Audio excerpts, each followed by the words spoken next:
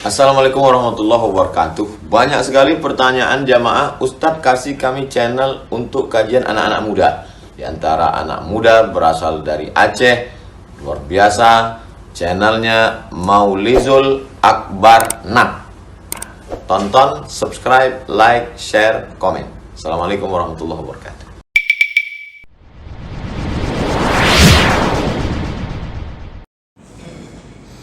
Assalamualaikum warahmatullahi wabarakatuh.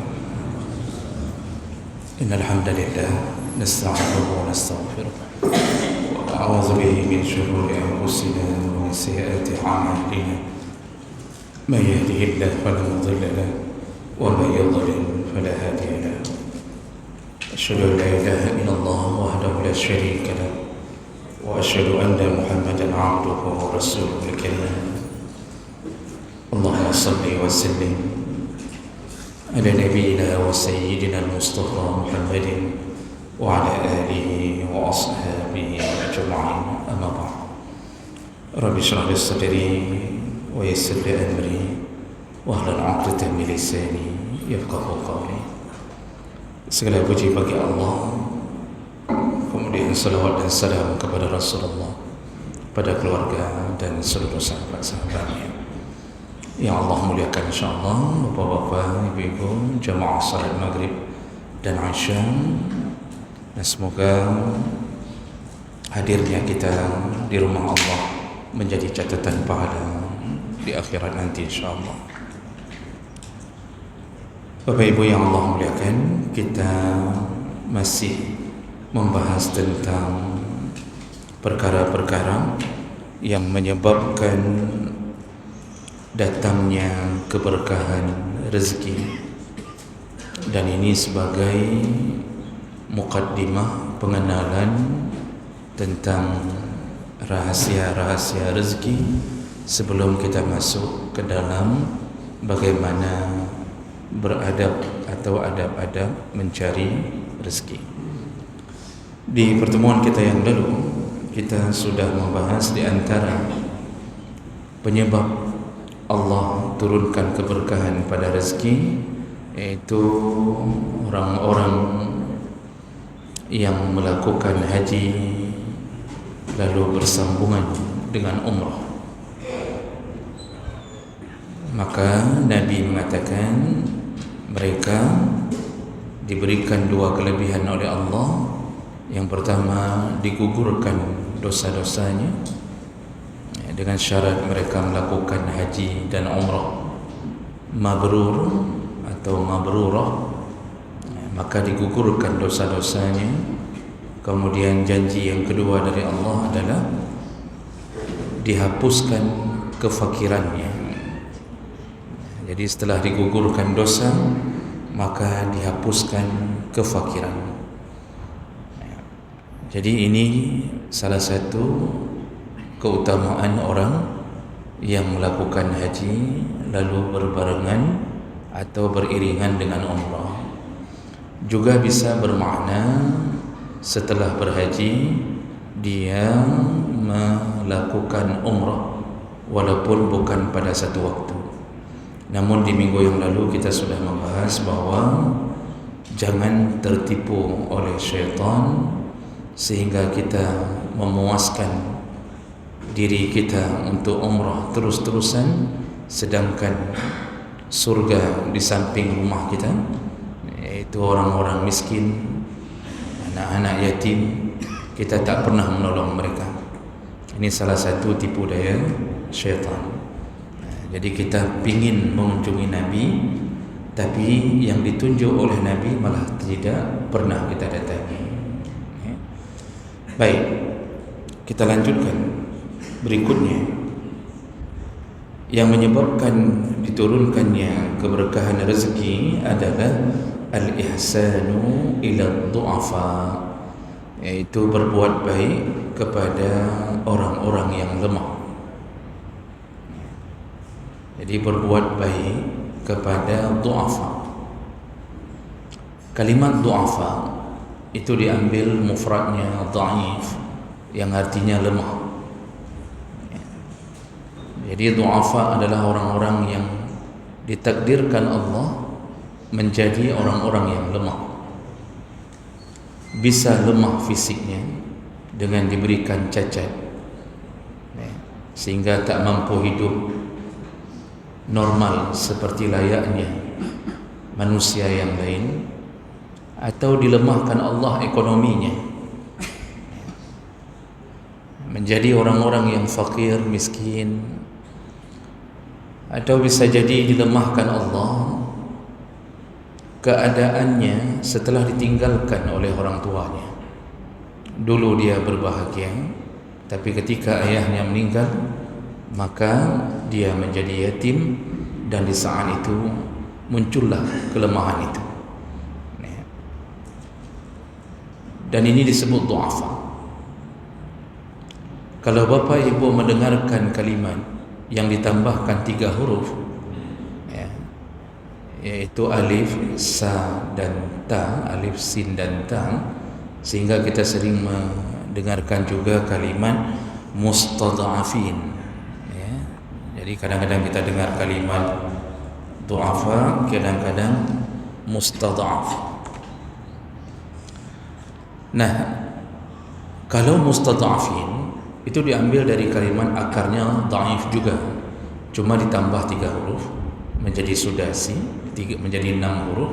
Itu artinya orang-orang yang sedang dilemahkan. Kondisinya tidak lemah, tapi dilemahkan. Dalam tanda kutip, dia sedang dizalimi atau ditindas. Orangnya kuat, negaranya kuat, tetapi kemudian tertindas. Makanya ketika kita berdoa untuk orang-orang Palestin, maka kita menyebutkan wal mustadhafin. Itu bukan orang yang lemah, tetapi sedang dilemahkan melalui penganiayaan, peperangan, sedang dijajah. Itu disebut dengan mustadhafin. Bapak Ibu yang Allah muliakan, dari mana kita tahu bahawa rezeki kita diberkahi melalui keberadaan orang-orang yang lemah yang kita tolong atau kita berbuat baik kepada mereka? Ini berdasarkan beberapa hadis Nabi SAW. Di antaranya hadis yang pertama, hadis riwayat Bukhari. Ada salah seorang sahabat bernama Mus'ab bin Sa'ad qala ra'a Sa'd radhiyallahu anhu anna lahu fadlan ala man dunahu. Jadi Mus'ab mengatakan bahawa dia melihat keadaan Sa'ad. Di sini yang dimaksud Sa'ad bin Abi Waqqas, merasa bahawa Allah telah memberikan kelebihan kepadanya berupa harta, kesehatan. Jadi Sa'ad merasa bahawa dia dilebihkan Allah di atas ekonomi dan kesehatannya. Faqala Nabi sallallahu alaihi wasallam. Jadi ketika Nabi menangkap ada perasaan lebih pada diri Sa'ad, maka Nabi berkata, hal tunsarun wa turzaqun illa bidu'afaikum. Sa'ad, ingat-ingatlah, kata Rasulullah, kalian itu tunsarun, ditolong Allah, wa turzaqun, dan diberi rezeki oleh Allah, bidu'afaikum, dengan kehadiran orang-orang yang lemah di antara kalian. Jadi maksud Nabi, jangan engkau merasa lebih hebat, jangan engkau merasa lebih sempurna. Kalian itu yang kaya, yang sehat, kalian itu hari ini masih kaya, masih makan, masih minum, masih bisa membeli apapun, itu karena keberadaan orang-orang yang du'afa di antara kalian. Kalau tidak ada lagi yang du'afa yang bisa kalian tolong, mungkin rezeki kalian sudah tidak lagi berkah. Mungkin kalian pun tidak lagi tertolong dengan semua urusan kalian. Jadi ini kata Nabi SAW. Kita ini ketika menolong saudara kita yang lemah, yang diberikan ketentuan oleh Allah bahawa mereka dihidupkan dalam keadaan lemah, maka janji Nabi yang pertama, tunsarun, kalian akan ditolong Allah selama kalian menolong mereka. Satu urusan kita tolong mereka, berbagai urusan Allah tolong kita. Satu kesulitan kita lepaskan dari kehidupan orang yang lemah, maka berbagai kesulitan Allah akan lepaskan di akhirat. Itu janji Allah melalui Nabi SAW.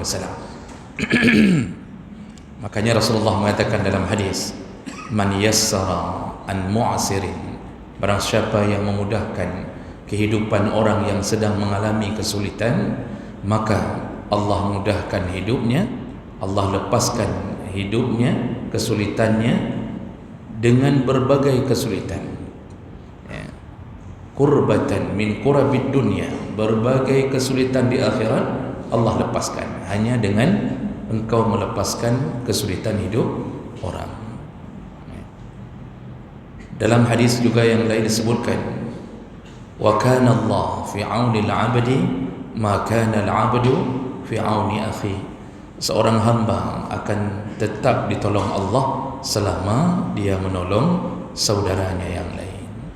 Jadi kunci Allah tolong kita itu tolong orang. Bahkan lebih dahsyat, kita tidak sanggup menolong dengan harta, kita tidak sanggup menolong dengan badan, kita tidak mampu ke Palestina, kita tak mampu berjuang bersama mereka untuk mengusir para bangsa penjajah Israel, tak mampu, ya. Tapi kita tolong dengan doa. Tidak lepas-lepas di mulut kita mengucapkan walaupun sehari sekali, ya Allah tolonglah saudara-saudara kami di Palestin. Masih ingat hadis Nabi SAW, barang siapa yang mendoakan saudaranya ala dhahril ghaibi, dalam keadaan saudaranya tidak tahu bahawa dia didoakan, ya, barang siapa yang mendoakan saudaranya dalam keadaan saudaranya tidak tahu bahawa dia sedang didoakan, maka ketika doa itu terucap, malaikat yang berada di sekitaran kita menjawab doa kita dengan jawaban amin walaka bimislin. Malaikat mengatakan, kabulkanlah ya Allah, dan engkau mendapatkan seperti doamu kepada mereka. Jadi sebagaimana engkau berharap mereka diselamatkan Allah, engkau selamat. Sebagaimana engkau berharap supaya mereka dihentikan penindasan, maka engkau pun tidak akan tertindas. Engkau berharap orang sehat, jadi kita sering doakan kesehatan untuk orang. Kata kita semoga babagah pulih. Kita datang ke rumah sakit, kita ucapkan doa-doa Nabi, Allahumma rabbin nas ishfi, ya Allah sembuhkanlah, wa anta syafi, engkaulah maha penyembuh, la shifaan illa shifauka, tidak ada yang bisa menyembuhkan kecuali engkau ya Allah.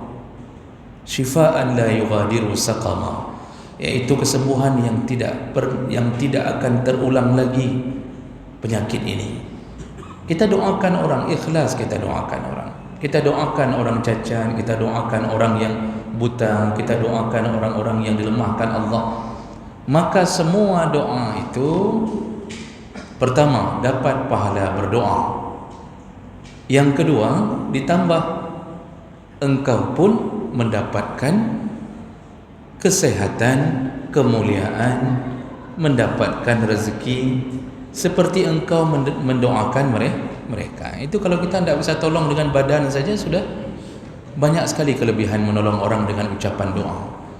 Ini kadang-kadang rezeki tak kita kasih, kita tak pernah menolong dengan membantu langsung fisiknya, tak pernah pun kita seberangkan jalan orang yang tak mampu menyeberang jalan. Hana rencana ada pedang motor, ada orang buta, ada orang lemah, orang yang memakai tongkat, kemudian dia mau nyeberang jalan, tidak kita berikan pun kesempatan, sehingga tidak kita lambatkan pun mobil kita agar dia bisa lewat. Jadi bertanya oleh yang sihat-sihat kita duluan. Begitulah kadang-kadang sifat seseorang. Sudah ekonominya tak dibantu, kemudian badannya tak pernah ditolong, doa pun tak pernah terucap. Disitulah sumber dicabutnya keberkahan pada hidup kita. Ya. Jadi di sini Nabi berjanji. Itu yang pertama, kita ditolong sebagaimana kita menolong orang-orang yang lemah.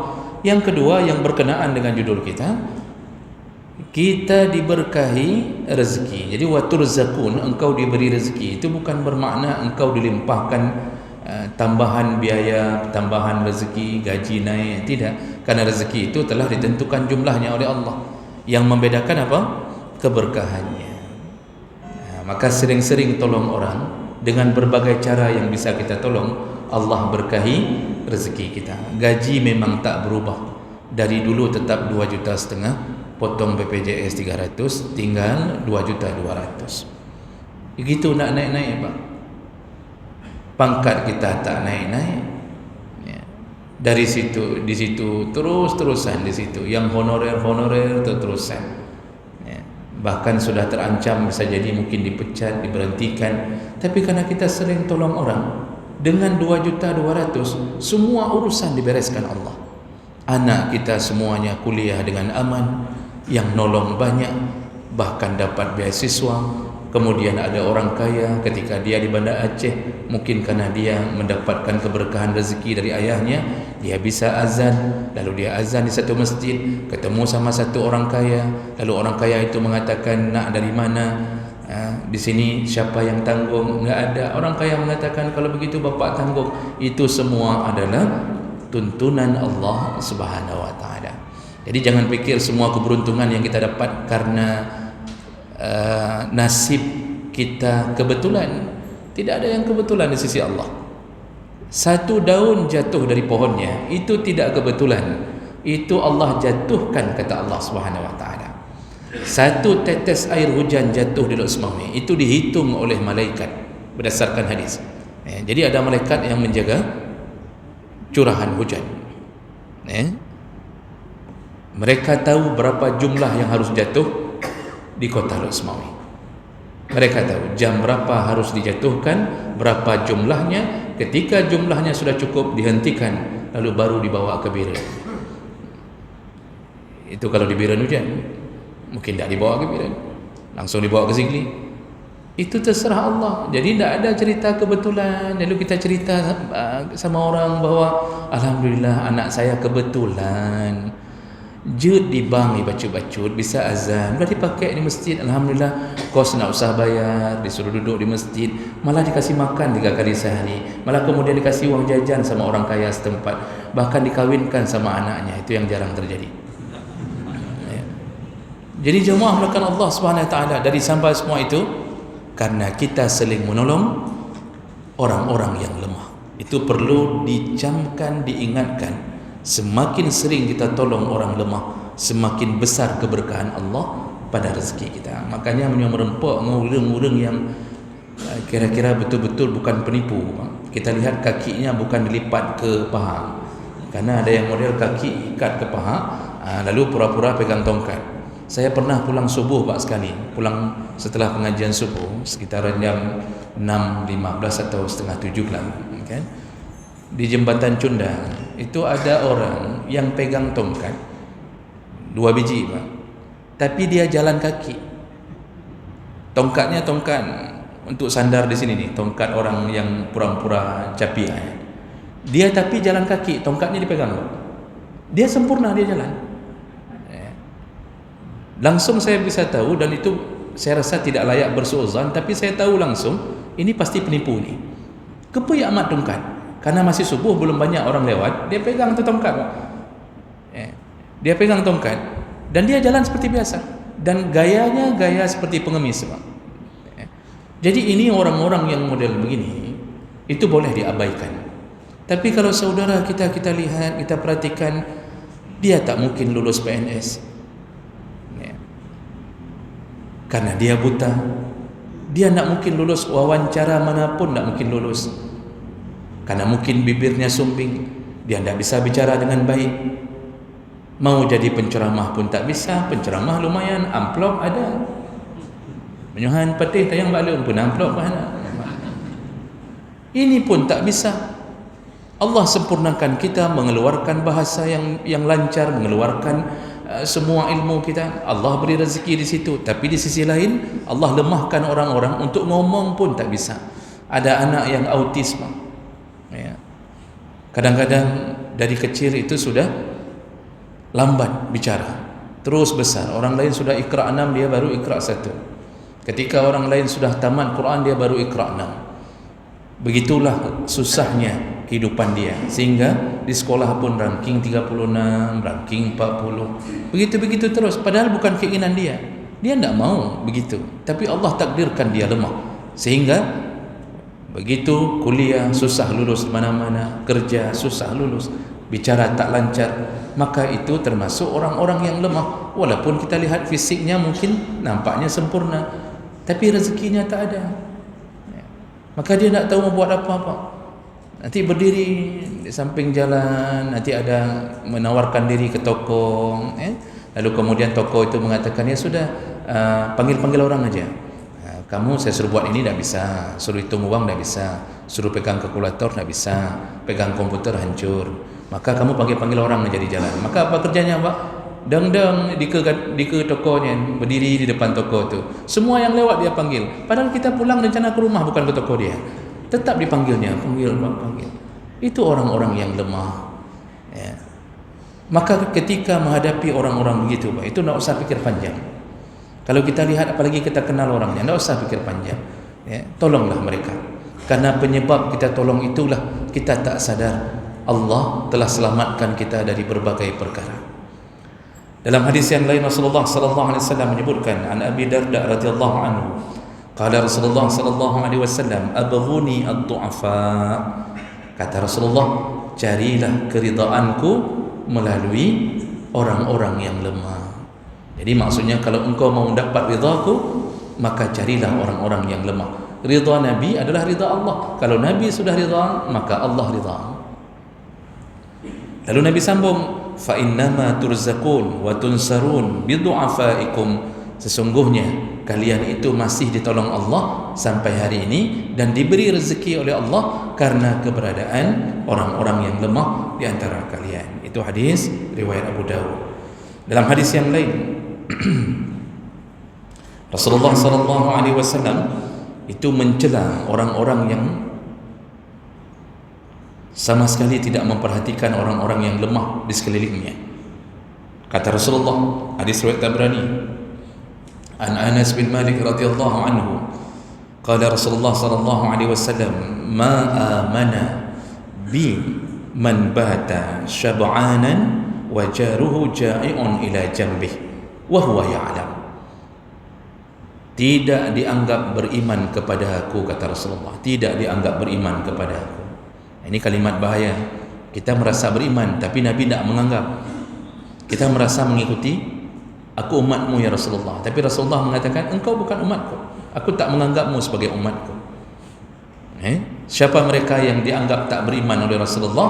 Orang-orang yang tidur syab'an, dalam keadaan kenyang, sedangkan tetangganya tak bisa tidur karena kelaparan, maka dia bukan orang beriman. Inilah tipe-tipe orang yang terlaknat di mata Allah dan Nabi. Allah berikan rezeki ke rumahnya. Rumahnya begitu besar, 3 tingkat.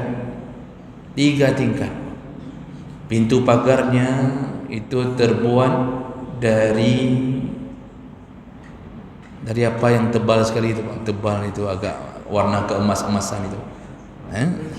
Pokoknya luar biasa itu pintu pagarnya saja. Dinding kanan kiri dia buat begitu tinggi.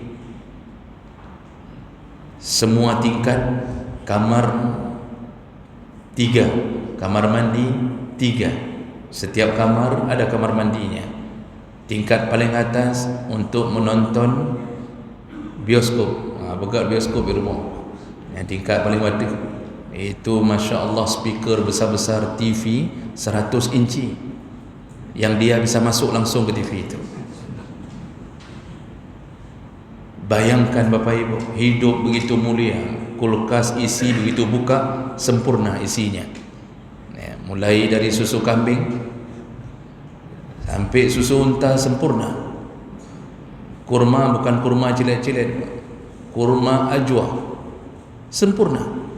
Keluar tinggal tekan remote, pintu pagar terbuka sendiri. Rumah semuanya AC. AC bukan setengah PK Pak, 2,5 PK. Nah, AC 2,5 PK. Oh malena, pokoknya begitulah. Keluar dari rumah, mobilnya AC lagi Pak.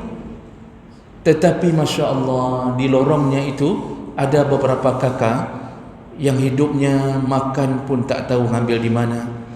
Hari-hari dia betul-betul mencari sesuatu untuk hidup di hari itu saja. Tak pernah dia perhatikan. Kadang-kadang lewat di depan mobilnya, dia cuma mengklekson. Bahkan kalau menghadang mobilnya, semakin besar kleksonnya. Tak pernah dia tolong. Ini orang ini walaupun nampaknya kaya, tapi tunggu, karena dia telah masuk golongan yang dianggap tidak beriman, maka dia akan dibereskan oleh Allah di akhirat nanti. Hartanya menjadi musuhnya sendiri. Ini akibat daripada tidak pernah menolong orang-orang yang tertindas atau orang-orang yang lemah. Kenapa orang yang lemah itu menjadi penyebab kita tertolong? Rasulullah membuka salah satu rahasianya melalui hadis riwayat Tirmizi. Kata Rasulullah, innama yunsarullah hazil ummah bidha'ifiha. Ketahuilah, umat ini, kata Rasulullah, itu tertolong karena adanya orang-orang yang lemah. Dan orang lemah itu yang menyebabkan Allah sayang kepada satu kaum karena adanya orang lemah di antara mereka. Pertama, bida'awatihim, yaitu doa mereka lebih cepat makbul dibandingkan doa orang-orang yang diberikan kelebihan oleh Allah.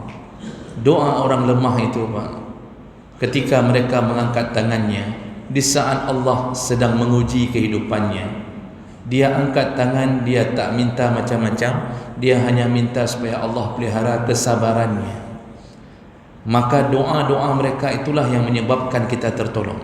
Karena begitu dia angkat tangan, maka nama-nama yang menolong mereka tersebut di dalam hati mereka. Mungkin tadi kita cuma kasih 100 ribu atau 50 ribu. Bagi kita yang gajinya sekitar 17 juta, bagi kita 100 ribu itu kecil. Kita kasih ke fakir miskin. Bagi fakir miskin, orang-orang yang lemah ini, yang duduk di atas becak tak bisa mendayung pun, mereka ketika terima uang merah tersebut Pak, rasa bahagianya luar biasa. Kenapa? Biasanya mereka dapat 1.000, 2.000. Hari ini tiba-tiba ada orang yang menggenggamkan 100 ribu. Bahagianya hati mereka ketika mereka mengucapkan kepada Allah, ya Allah, tolonglah orang-orang yang telah menolong kami, rahmatilah mereka. Kita sedang tertidur, kita sedang melakukan kegiatan, bahkan mungkin kita telah melupakan pemberian kita, tapi doa-doa tersebut menembus ke hadapan Allah.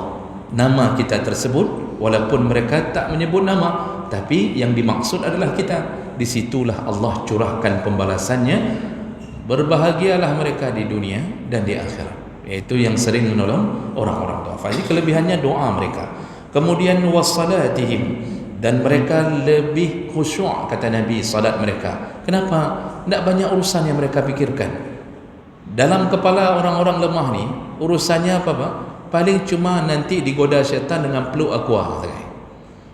Jadi begitu takbiratul ihram, yang terfikir ini peluk aqua, botol bekas. Kok peluk aqua? Botol bekas kok peluk aqua? Berarti botol aqua kan? Itu yang botol-botol bekas tu nanti berapa kilo ya naiknya. Itu saja yang terfikirkan. Kalau kita ni yang banyak peralatan hidup macam-macam.